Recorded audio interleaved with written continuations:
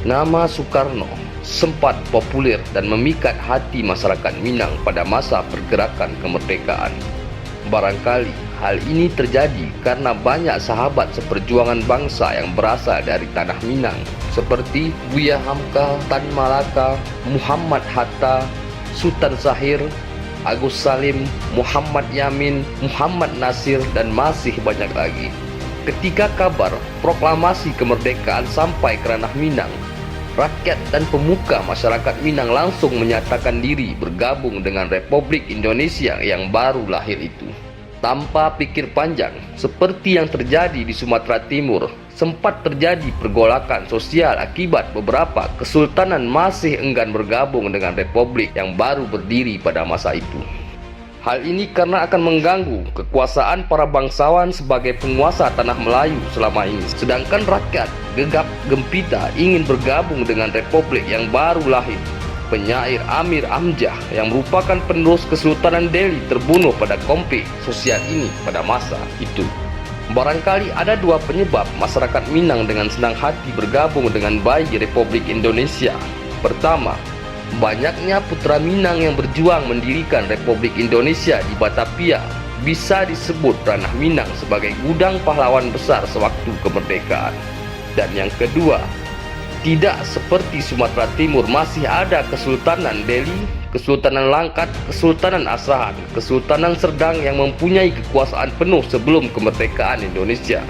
Sedangkan di ranah Minang pada masa itu nyaris tidak tersisa lagi kerajaan maupun kesultanan, bahkan sudah sejak lama. Jadi tidak ada bangsawan yang merasa kehilangan kekuasaan karena bergabung dengan Republik Indonesia yang masih bayi yang baru lahir. Bung Karno juga diterima sebagai orang Sumando ketika ia kepicut kepada gadis Minang, putri tokoh Muhammadiyah yang tinggal di Bengkulu. Saat kedatangan Jepang, Bung Karno sedang di Bengkulu. Beliau diungsikan ke ranah Minang, Kota Padang oleh Belanda. Sekitar 5 bulan ia tinggal dan berkeliling ke seluruh ranah Minang. Saat berkunjung ke perguruan Darul Funun El Abbasiyah Padang Japang 50 Koto, Syekh Abbas, ulama Minang ini memberikan saran kepada Soekarno jika negara yang diperjuangkannya kelak tercapai, jangan lupa konsep ketuhanan menjadi salah satu dasar negara. Sila pertama. Pasca proklamasi, perang terus berkecamuk karena agresi militer yang dikerahkan Belanda untuk menguasai kembali Indonesia. Masyarakat Minang pun tak luput mempertahankan kemerdekaan. Bahkan ketika Soekarno dan Hatta ditawan dan Jogja sebagai pusat pemerintahan berhasil dikuasai Belanda, tokoh keturunan Minang Saripudin Prawiranegara mendirikan pemerintahan darurat Republik Indonesia di Bukit Tinggi untuk mempertahankan kemerdekaan yang baru diraih. Bung Besar yang jago berorator memang seorang flamboyan yang pandai memikat hati. Tak hanya memikat hati wanita tapi juga masyarakat luas. Ketika berkunjung ke Maninjau tahun 1948, beliau memuji-muji keindahan alam Maninjau di tengah masyarakat ramai yang tengah mendengar pidatonya. "Saya adalah anak emas orang Maninjau," ujarnya. Tentu saja semua kaget. Keturunan Bali Jawa mengaku sebagai orang Maninjau. Ketika almarhum Haji Rasul, ayah Buya Hamka, masih hidup di Jakarta, dia telah berkata kepadaku, "Engkau adalah anakku, hai Karno. Sebab itu pandanglah Bung Karno sebagai memandang orang Maninjau sendiri," lanjut Bung Karno, seperti dikutip dari kenang-kenangan hidup Buya Hamka.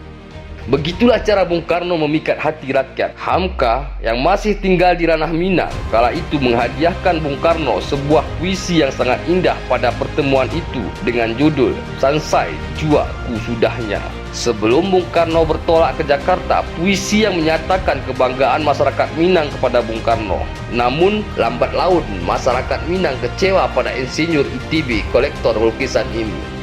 Soekarno dan rejimnya satu persatu orang Minang yang menjadi sahabatnya, yang bahu-membahu mendirikan republik ini, yang menjadi pendukungnya dalam revolusi, disingkirkan. Beberapa tokoh besar pejuang bangsa dari Minang dijolimi, dipenjara dan dijatuhkan berbagai cara seperti Tan Malaka meregang nyawa oleh timah panas di Selopang, Kediri. Syahir meninggal dengan status tahanan politik.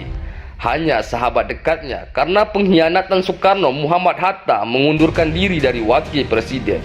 Muhammad Nasir dan Buya Hamka dipenjara tanpa pengadilan, diinterogasi secara tragis, dan terakhir Fatmawati yang telah berusaha payah mendampinginya memilih meninggalkan istana ketika dikhianati oleh Bung Karno dengan menikah lagi dengan Hartini tahun 1954. Puncak kekecewaan masyarakat Minang ketika PRRI di Sumatera Tengah yang berpusat di Ranah Minang meletus.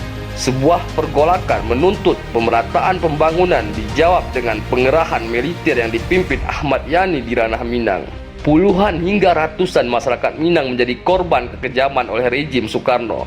Bahkan sebagian masyarakat sampai terpaksa menghilangkan identitas Minangnya untuk selamat dari kekejaman tersebut. Sejak saat itu nama Soekarno seperti kartu mati di Ranah Minang. Diperparah lagi, Desoekarnoisasi pada masa Orde Baru. Itulah sebabnya anak biologis dan ideologis Soekarno tidak akan pernah laku di Ranah Minang. Mungkin itulah sebabnya anak biologis dan ideologis Soekarno tidak akan pernah laku di Ranah Minang dan tidak akan pernah ada di hati masyarakat Minang. Buktinya, 2 kali pemilihan presiden di belakangan bukan karena masyarakat Minang terpesona kepada mantan menantu penguasa Orde Baru, dan tidak pula karena ayahnya Sumitro pernah bergabung dengan PRRI sehingga Prabowo dianggap anak ideologis Minang, namun karena hati masyarakat Minang sepertinya sudah tertutup untuk segala hal yang berbau Soekarno. Mungkin inilah sejarahnya.